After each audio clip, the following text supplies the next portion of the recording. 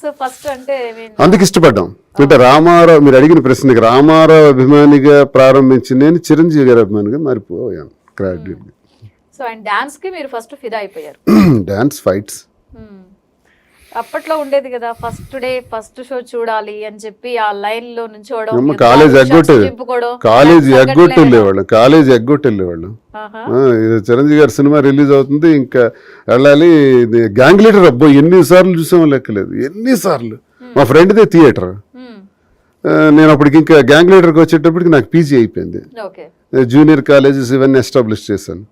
ఆ జూనియర్ కాలేజ్లో మా స్టాఫ్ అందరం ఉండేవాళ్ళం, నా సొంతంగా పెట్టుకున్నాను.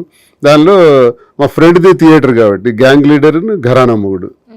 ప్రతిరోజు సెకండ్ షో టైంకి ఆ సాంగ్స్ వస్తున్నాయంటే వెళ్ళి కూర్చునేవాళ్ళు. అంతగా ఎంజాయ్ చేసేవాళ్ళం అందులో సినిమాలో. గ్యాంగ్ లీడర్ చాలాసార్లు, ఘరానాదం కూడా.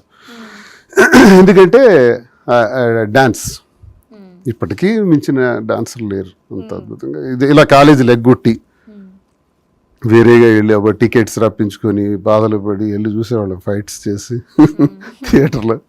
ఈలలు గోళ్ళు. చిరంజీవి గారిది ఒక ట్రెండ్ అండి. ఆయన గురించి మరో ముఖ్యమైన విషయం కూడా చెప్పాలంటే, ఒక సామాన్య కుటుంబంలో పుట్టి, అంటే ఇంకోటి కూడా చూడాలి. తెర మీద చిరంజీవి గారి గురించి మనం చెప్పుకున్నాం. ఆఫ్ ది స్క్రీన్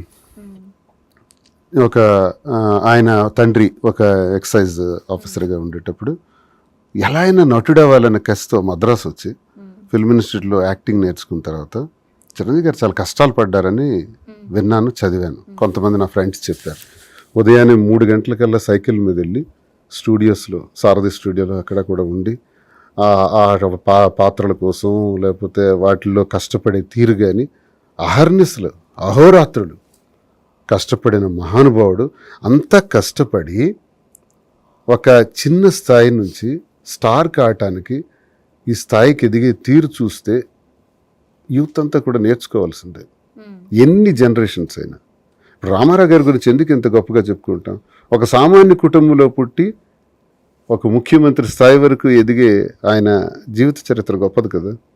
అలాగే తర్వాత మనం చెప్పుకోగలిగే చరిత్ర మన తెలుగులో చిరంజీవి గారి.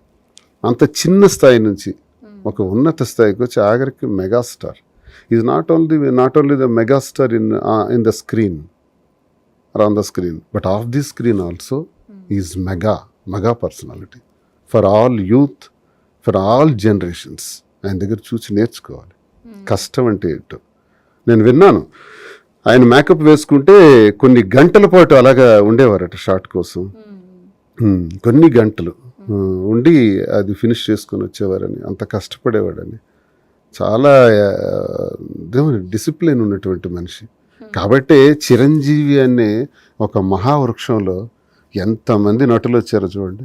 అదే నటుడికైనా ఉందా? భారతదేశ చరిత్రలో, ప్రపంచ చరిత్రలో చిరంజీవి ఒక మహావృక్షం. ఆ వృక్షం కింద పవన్ కళ్యాణ్, నాగేంద్రబాబు గారు, రామ్ చరణ్, అల్లు అర్జున్, వరుణ్ తేజ్, సాయి ధరమ్ తేజ్, ఒక్కళ్ళేంటి. తర్వాత ఆయన అభిమానులు ఎంతమంది యాక్టర్లు అయ్యారు. రవితేజ ఆయన అభిమాని అంటారు. ఎంతమంది ఆయన అభిమానులు ఉన్నారు. ఆయన ఎంతమందికి ప్రోత్సహించాడు. డైరెక్టర్స్ ఏంటి, హీరోస్ ఏంటి, ఆయన చుట్టాలు, బంధువులు, అభిమానులు అందరూ కూడా యాక్టర్స్గా ఎస్టాబ్లిష్ అయ్యారంటే ఆయన ఎంతమందికి అవకాశం ఇచ్చాడు, ఎంతమందికి జీవితం ఇచ్చాడు. సో ఇవన్నీ రోల్ మోడల్. మనం ఇవన్నీ ఉదాహరణ కింద తీసుకోవాలి. చిరంజీవి గారు విజయాలు గొప్ప 70 సంవత్సరాల 70 వసంతాల విజయ పరంపర, చరిత్రకారుడు.